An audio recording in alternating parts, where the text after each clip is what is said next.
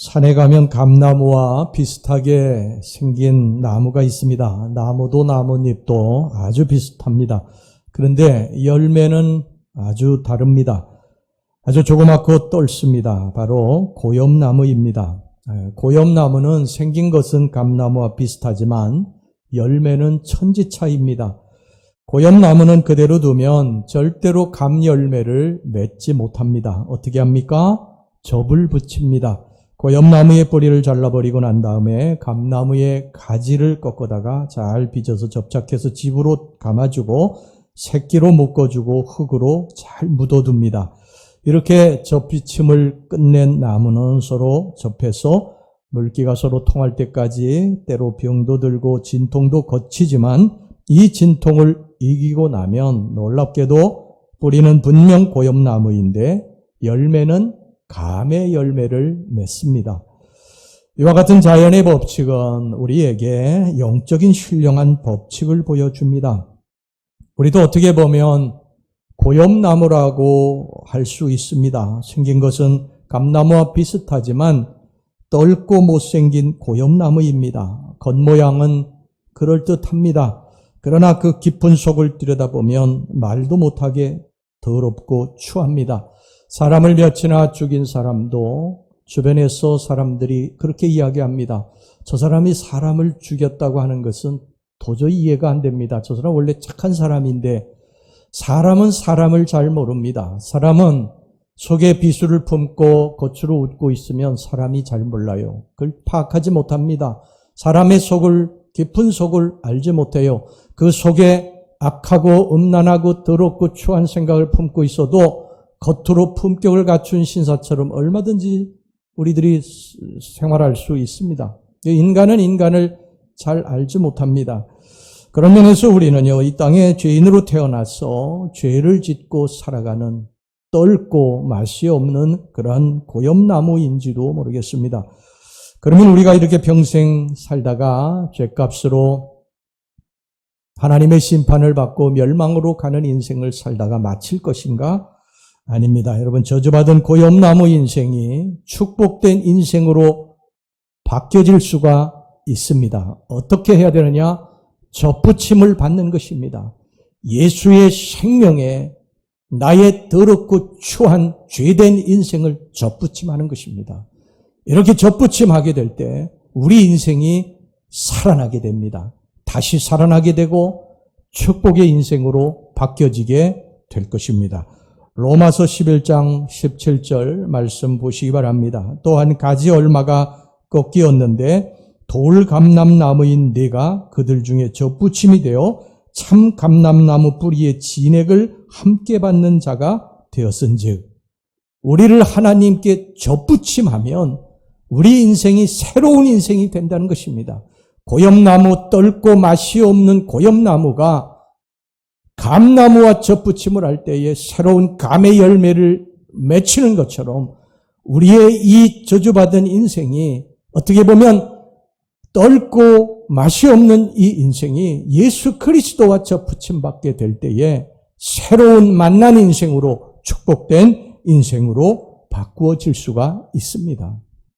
여러분, 우리의 생각, 우리의 지식, 우리의 경험 대단한 것 같지요? 절대 대단한 것이 아닙니다. 우리 인생은 5분 후에 앞에 일어날 일도 알지 못하지 않습니까? 그래서 죽을 길로 가고 망할 길로 가지 않아요.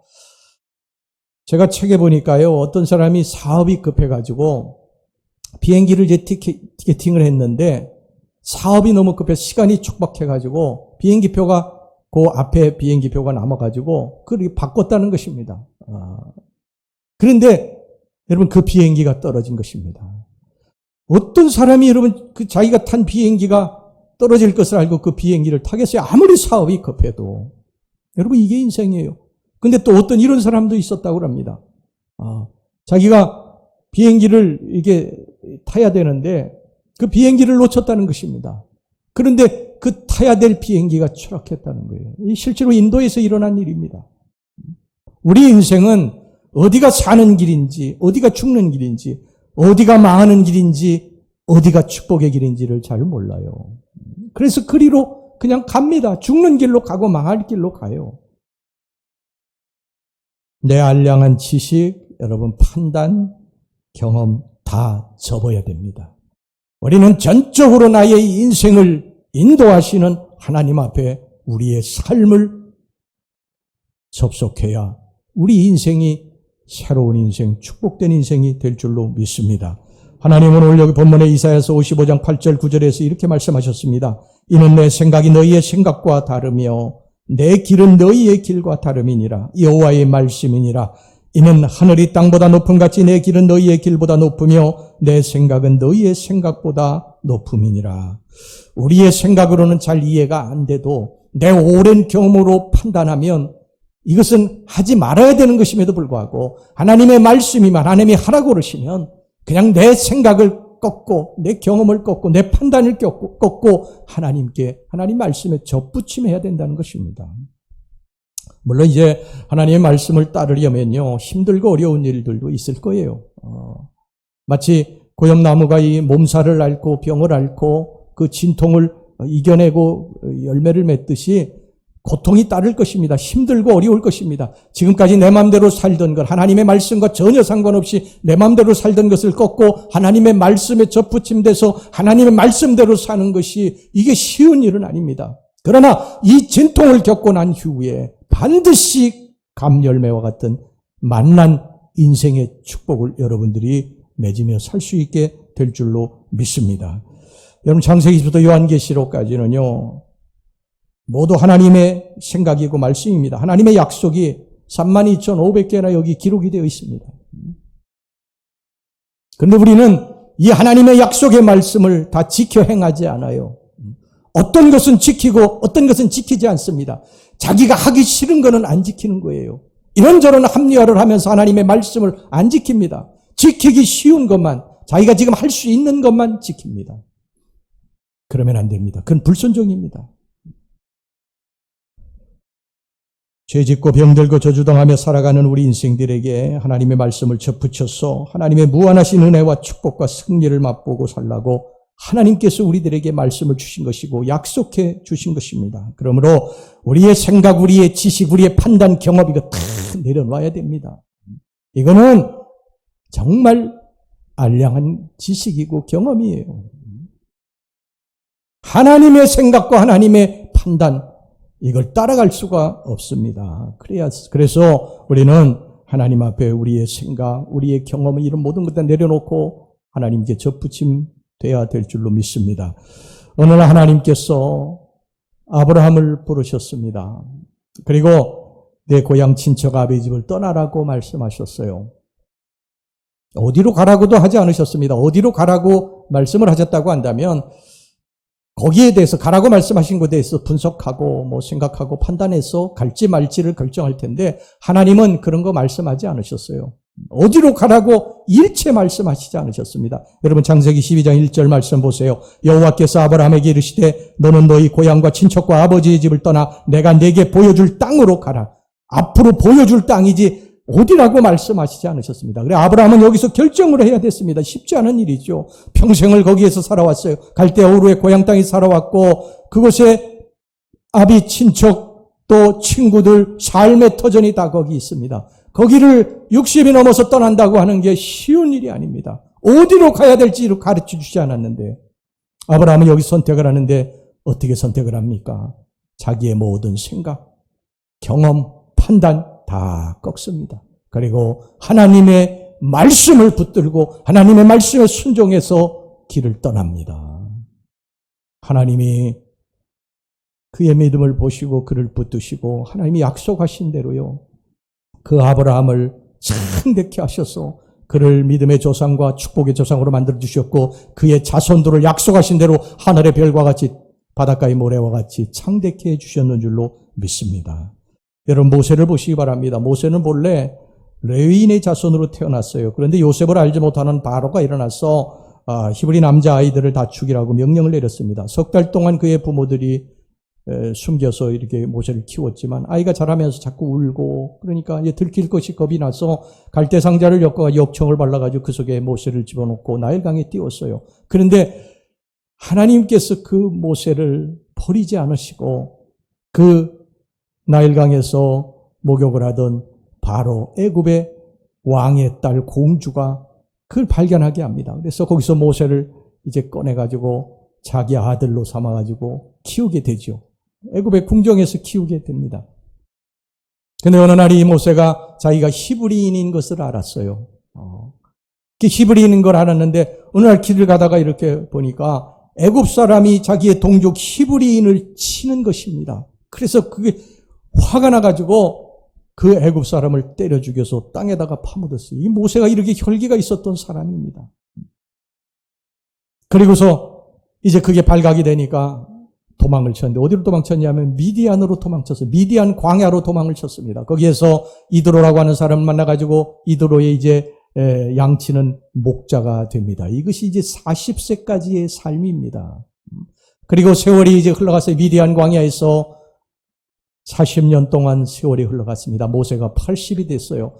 어느 날, 그날도 어느 때와 마찬가지로 이제 양을 치고 돌아오는 길에 이렇게 보니까 호렙산에 떨기나무가 있는데 그 떨기나무에 불이 붙었는데 그것이 불이 붙으면 이 광야에서 그냥 후루룩 다 타버리고 말거든요. 근데 타지를 않는 것입니다. 그래서 이상해서 이게 무슨 일인가 하고서는 그 떨기나무 불 가까이에 가서 이렇게 보고 있는데 하나님의 음성이 들리기 시작을 합니다. 모세야, 모세야, 내가 선 것은 거룩한 것이니 내 발에서 신을 벗으라. 그리고서 무엇을 말씀하셨냐면 너는 애굽에 가서 내 백성 이스라엘을 구원해 내거라. 이 모세가요 하나님의 음성을 듣고 고민에 빠졌습니다. 아니 내가 어떻게 애굽에 가서 이스라엘 백성들을 구원한단 말인가. 무슨 수로 모세가 거절했습니다. 하나님 보낼 만한 사람을 보내소서. 저를 보소서 저를 보소서. 다 늙어 빠진 이 사람을 애굽에 보내서 뭘 어떻게 하시려고 그러십니까? 못 갑니다. 하나님 가라고 또 그러십니다. 아니 하나님 대제국 애굽을 몰라서 그러십니까? 제가 40년 동안 살아봐서 아는데요. 애굽이라고 하는 나라는 세계에서 제일 강한 나라입니다. 그 제일 부강하고 번영한 나라에 가서 제가 늙은이가 뭐 어쩌고 저쩌고 이게 뭐 할 나라가 아닌데 제가 가서 젊은 나이도 아니고 이 늙은이가 가지고 내 백성 이스라엘을 내가 데리러 왔다고 그러면 다 나를 놀리고 콧방구를 꿀 거 아니겠습니까? 어떻게 내가 저 바로와 싸워서 이스라엘 백성들을 구원해낼 수 있겠습니까? 이거 도저히 불가능한 일입니다. 하나님, 나는 못 갑니다. 다른 사람을 보내소서.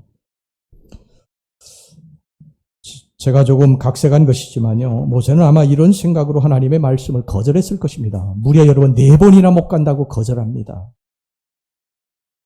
모세는 인간적인 생각을 했던 것입니다. 인간적인 생각으로 판단하니까 이건 도저히 불가능한 일이었어요. 모세가 애굽에서 40년 동안 왕자로 살아봤지 않습니까? 그래서 대제국 애굽이 어떤 나라라는 것을 너무나 잘 알고 있습니다. 그 대제국 애굽 앞에 선 이 초라한 늙은이 모세 자기 자리를 생각하니까 이게 도저히 안 되는 것입니다. 거기 가서 이스라엘 백성들을 구원해내는 일, 이게 도저히 불가능한 일이에요. 근데 하나님은 계속 하라고 그러십니다. 모세는 이제 선택을 해야 됐습니다. 그런데 모세가 어떤 선택을 합니까? 자기의 생각, 판단, 경험 꺾습니다. 그리고 하나님의 말씀에 접을 붙입니다. 하나님의 말씀을 붙든 것입니다. 그리고 애굽으로 들어갑니다.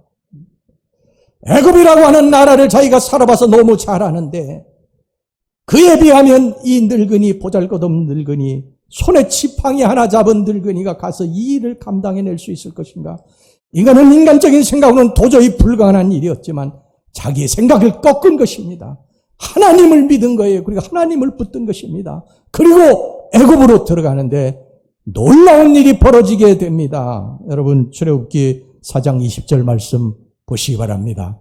다 같이 한번 읽어보겠습니다. 시작. 모세가 그의 아내와 아들들을 나귀에 태우고 애굽으로 돌아가는데 모세가 하나님의 지팡이를 손에 잡았더라. 그 모세가 잡았던 지팡이는 양을 치는 그냥 지팡이일 뿐이었어요. 그런데 그가 자신의 생각을 꺾고 하나님의 생각에 하나님의 말씀에 접붙이고 애굽으로 들어갈 때에 그가 잡았던 지팡이가 하나님의 지팡이가 됐다는 것입니다. 이 지팡이로 모세가 바로를 굴복시키지 않습니까? 기적을 행하는 지팡이가 되지 않아요. 평범한 지팡이가 하나님의 능력의 지팡이가 된 것입니다. 우리의 생각으로는 이거는 도저히 안 된다, 힘들다, 이건 내 생각이고 내 기준이고 내 판단이에요. 하나님이 보실 때는 아니에요. 힘들고 끝난 것이 아니에요. 이 하나님의 생각을 붙드는 것이 바로 믿음인 줄로 믿습니다. 그래서 믿음이 세상을 이기는 거예요. 우리의 지식과 이성과 판단, 경험으로는 안 됩니다. 근데 우리 많은 성도들이 여기에 그냥 머물러 있는 것입니다. 내 생각에 머물러 있는 거예요. 내 경험, 내 지식에 머물러 있어요. 이걸 뛰어넘어야 도저히 애굽을 내가 어떻게 할 수가 없는 그런 상황이지만, 그건 뭐 어떻게 보면 합리적인 판단이라고 할 수 있죠. 근데 모세가 이걸 꺾지 않습니까? 우리의 삶의 기적은 어떻게 일어나는 줄 아세요? 이걸 꺾으셔야 됩니다. 안 된다고 하는, 내가 생각할 때 이건 도저히 안 되는 일인데, 내 지식으로는 이거 도저히 안 되는 거예요. 근데 이걸 꺾으셔야 됩니다.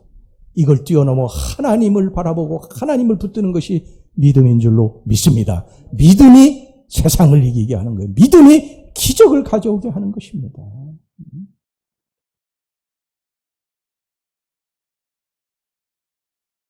우리는 모세와 같이 어떻게 보면 초라하고 보잘것없고 아무것도 할 수 있는 능력이 없어요. 그러나 걱정하지 마세요. 하나님이 하시면 합니다. 이스라엘 백성들이 홍해를 어떻게 건널 수 있습니까? 하나님이 하셨지 않습니까? 그들이 한 것이 아니잖아요. 60만 여자와 어린아이 포함하면 250만 명 되는 이 이스라엘 백성들이 광야에서 농사 졌습니까? 근데 그들을 누가 먹이셨습니까? 하나님 먹이셨지 않습니까? 그들이 물 가져온 거 여름이면 다 떨어졌어요. 근데 하나님이 어떻게 그들을 물을 내서 마시게 하셨습니까? 반석을 쳐 물을 내게 하셔서 마시게 하신 줄로 믿습니다. 지금도 우리 생각이 안 된다고 하는 것은요, 다 꺾어버리고 하나님의 생각에 덧붙이게 될 때에 이런 기적이 일어나게 될 줄로 믿습니다. 예수님께서 벳세다 광야에서 말씀을 전하시다가 저녁이 됐어요. 그것은 빈들이라 먹을 것이 없었습니다. 더구나 그곳에 모인 사람들은 남자만 5,000명이야. 그럼 여자와 어린아이를 합치면요, 적어도 10,000명에서 15,000명 되는 사람들이에요. 그 벳세다 광야를 실제 가보니까 그 정도에 앉을 사람들이 있어요. 그들이 허기가 졌어요. 밤이 돼서. 그래서 예수님께서 빌립을 불러가지고 이렇게 말씀합니다. 우리가 어디서 떡을 사서 이 사람들을 먹이겠느냐. 이건 빌립을 시험해 본 것입니다. 그러니까 빌립이 예수님의 말씀을 듣고 사람들의 숫자를 이렇게 헤아려 보니까 이 사람들이 그래도 허기라도 모면할 양식을 사는데 돈이 얼마나 필요할까 보니까 200데나리온이라고 하는 결론이 내려졌어요. 200데나리온. 데나리온은요, 이스라엘 백성들의 노동자 하루의 품삯이에요. 그러니까 200데나리온은 굉장한 돈이죠. 어떻게 보면요. 그런데 그 밤에 200데나리온을 가진 사람들이 있을리 만무하고, 또 설령 200데나리온을 가지고 있다고 해도 어디 가서 그 많은 사람들이 양식을 다 사겠습니까? 우리나라 같이 무슨 대형 마트가 있는 게 아니잖아요. 도저히 이게 불가능한 일이에요. 그래서 빌립이 이 생각을 접습니다. 이건 불가능한 일이야. 각자 음식을 준비해서 먹든지 말든지 이렇게 결론을 내려버립니다. 근데 어떻게 보면 빌립의 생각은 굉장히 합리적이고 이성적이에요. 그건 보통 사람들이 생각하는 것입니다.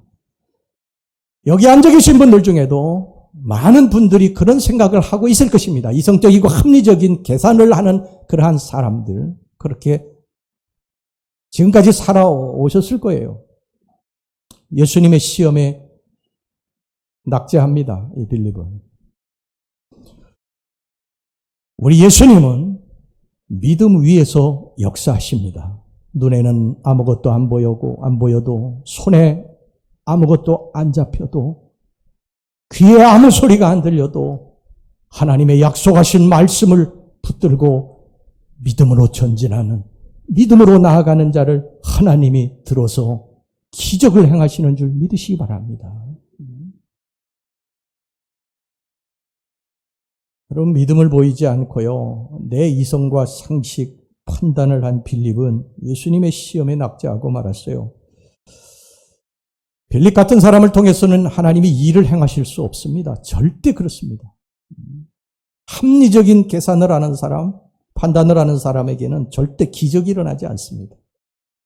보세요. 여러분들의 삶에 보세요. 지금까지 여러분들의 삶에 이런 기적이 일어나지 않은 이유는 너무 여러분들이 합리적인 계산만 해서 그랬어요. 지식으로, 이성으로, 생각으로, 경험으로 판단해서만 그렇습니다.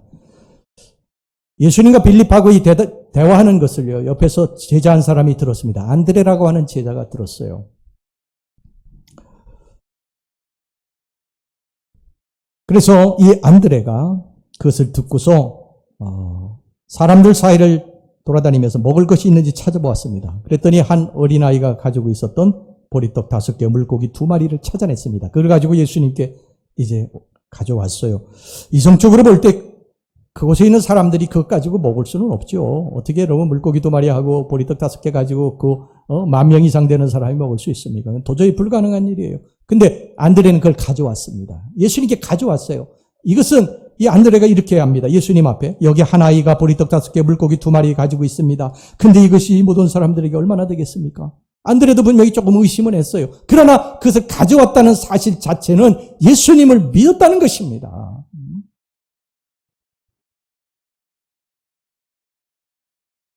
여러분, 그 결과 예수님이 거기서 기적을 행하시지 않습니까? 그 유명한 오병이의 기적이 거기서 일어난 것입니다. 기적은 어디서 일어난 줄 아세요? 믿을 때 일어납니다. 여러분, 믿으시기 바랍니다. 하나님의 약속의 말씀을 믿으셔야 돼요. 우리의 생각을 꺾으셔야 됩니다. 꺾고 하나님의 생각에 우리의 생각을 접붙이셔야 됩니다. 이게 믿음인 것입니다. 우리 중에는요, 빌립과 같은 사람이 있어요. 항상 인간적인 생각부터 합니다. 인간적인 계산부터 해요. 주판알부터 튕겨봅니다. 이들의 생각은 합리적이죠. 계산적입니다. 이들의 생각이 틀렸다고 할 수는 없어요. 그런데 하나님은 이들을 통해서 결코 일하시지 않습니다. 교회는 이런 사람을 통해서 일하시는 게 아니에요. 부족한 것이 있어도 하나님을 믿고 하나님을 믿음으로 붙드는 사람을 통해서 하나님이 역사하시는 것입니다. 앞에 아무것도 안 보입니다. 길이 안 보여요. 답답합니다. 힘들고 어렵다고 모든 사람들이 다 이구동성으로 이야기해요. 그래도 거기에서 하나님을 믿고 하나님을 붙드는 사람이 하나님의 손에 붙들려서 하나님의 지팡이가 돼서 기적을 나타나게 하는 줄로 믿습니다. 물론 우리의 생각을 꺾고 하나님의 말씀에 접붙이는 거 쉬운 일이 아니에요. 아브라함도 한때 실수했어요. 하나님의 말씀이 들려와서 하나님 말씀을 붙들고 나아갔는데 하나님 말씀에 응답이 계속 없으니까 중간에 하갈을 통해서 이스마엘을 낳지 않습니까? 그 때문에 아브라함은요, 두고두고 그런 가슴앓이를 하게 됩니다. 고통을 당하게 됩니다. 우리는 나의 지식을 너무 과신해요. 내 경험, 내 이성만을 최고로 믿으려고 하는데, 그러나 여러분, 나의 지식이라고 하는 것이 얼마나 알량한 것인지, 나의 경험과 이성이 얼마나 편협된 것인지 아십니까? 이 세상은 1차, 2차, 3차원의 세계로 구성되어 있어요. 1차원은 점입니다, 점. 2차원은 선이에요. 3차원은 부피가 있습니다. 2차원은 1차원을 포함합니다. 3차원은 1차원과 2차원을 포함해요. 인간은 어디에 속해 있느냐? 3차원에 속해 있습니다. 3차원에 속해 있어요. 이 세상의 모든 것은 다 3차원에 속해 있습니다. 그런데 이 모든 것을 포함하는 4차원의 세계가 있습니다. 그 4차원의 세계는 우리의 눈으로 볼 수가 없어요. 우리의 귀로도 들을 수가 없습니다. 우리의 손으로 잡히지도 않습니다. 그래서 사람들이 4차원의 세계를 믿지 않습니다. 여러분, 4차원은요, 4차원은 시간과 공간의 지배를 받지 않아요. 시간적으로 3차원의 세계에 있는 우리가, 인간이 100년 전의 시간으로 되돌아갈 수 없어요. 뭐 타임머신을 타고 뭐 간다고 영화에 있는데 뒤돌아갈 수 없습니다. 100년 후의 미래로 갈 수 없어요. 공간을 뛰어넘어서 여기에서 순식간에 공간 이동을 해서 미국으로 또 뭐 호주로 유럽으로 갈 수 없습니다. 근데 4차원의 세계에서는 이게 가능합니다. 4차원의 세계에서는 순식간에 공간 이동을 하게 됩니다. 여러분, 예수님께서 부활하셔가지고 마가다락방에 꼭꼭 숨어있던 제자들에게 순간 이동하셔서 나타나셨지 않습니까? 문을 걸어 잠그고 있었거든요. 예수님이 그냥 오신 거예요. 근데 여러분, 그걸 아십니까? 인간은, 여러분, 그걸 아셔야 됩니다. 우리 인간은요, 3차원의 그러한 그 지배를 받지만 유일하게 인간만이 4차원의 세계로 들어갈 수 있는 길을 하나님이 열어놓으셨습니다. 그래서 인간만이 4차원에 계신 하나님과 영적으로 기도하면서 교제할 수 있어요. 그 세계에 믿음으로 들어갈 수 있습니다. 왜 그런 줄 아십니까? 하나님이 우리 인간을 창조하실 때 3차원의 육으로만 창조하신 것이 아니고 영을 불어넣으셨기 때문입니다. 하나님이 영을 불어넣으셨다고 창세기에 말씀하지 않습니까? 우리 인간만이 하나님과 영적으로 통할 수 있는 그런 유일한 존재입니다. 짐승은 그게 안 됩니다. 짐승이 여러분 하나님 앞에 막 엎드려서 막 두 발을 들고서 예배 드렸다고 하는 말을 여러분 들어보셨습니까? 우리 인간만이 그게 가능한 거예요. 3차원의 세계에서는 우리가 아무리 노력해도요, 이룰 수 없는 불가능한 일들이 많습니다. 하지만 4차원의 세계에 들어가면 3차원에서 불가능한 일들, 이건 아무것도 아닙니다. 아무것도 아니에요. 제가 여러분들에게 전에도 말씀드렸지만 개미가 여러분 이 주먹만한 돌멩이를 옮기는 거, 이거 불가능한 일이에요. 근데 인간은 그건 아주 쉬운 일이에요. 우리가 할 수 없는 일들을 하나님의 세계에 우리가 들어가게 되면, 영적으로 들어가게 되면, 하나님을 붙들게 되면, 하나님이 하시면 우리들이 이 땅에서 불가능하게 생각되는 일들, 이건 아무것도 아닌 줄 여러분 믿으시기 바랍니다. 여러분, 암이라고 하는 질병이요, 우리에게는 공포의 대상입니다. 암에 걸렸다고 하면 대부분이 죽음을 많이 떠올리게 됩니다. 뭐 지금 많이 암을 정복했다고 하지만 아직도 암은요, 우리들에게 공포스러운 질병이에요. 세계에 매년 암으로 죽는 사람이 800만 명인가 아세요? 그런데 여러분, 이건 3차원의 세계고요. 4차원의 세계에 들어가면 그 암도 아무것도 아닙니다. 유정옥 사모님이 쓴 책, 울고 있는 사람과 함께 울 수 있어서 행복하다, 이런 책에 보니까 이 사모님의 어머님이 암에 걸렸습니다. 암에 걸려가지고 병원에 가서 이제 진단을 했는데 얼마 못 산다고 하는 진단이 내려졌어요. 그래서 온 가족이 우울해하고 힘들어합니다.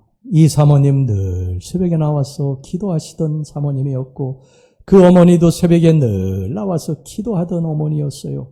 그 어머니가 가족들이 슬퍼하는 것을 보면서 새벽에 나와 하나님 앞에 이렇게 기도합니다. 하나님, 이제라도 저를 부르시면 저는 즐거이 주님께 갈 준비되어 있습니다. 모태로부터 주님을 믿게 하시고 다른 길로 가지 않고 일평생 믿음을 지키게 해주셔서 감사합니다.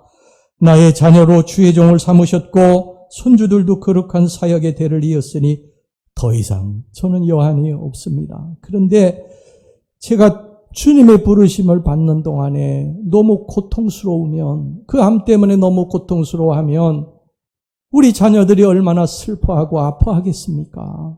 제발 주님 부르실 때까지 암이 고통이 없게 해주시옵소서. 그 기도가 딱 끝났는데요, 갑자기 막 그 배 쪽에 그 뜨거운 기운이 오면서 인두르다가 그걸 뭐 지지는 것 같더라는 거예요.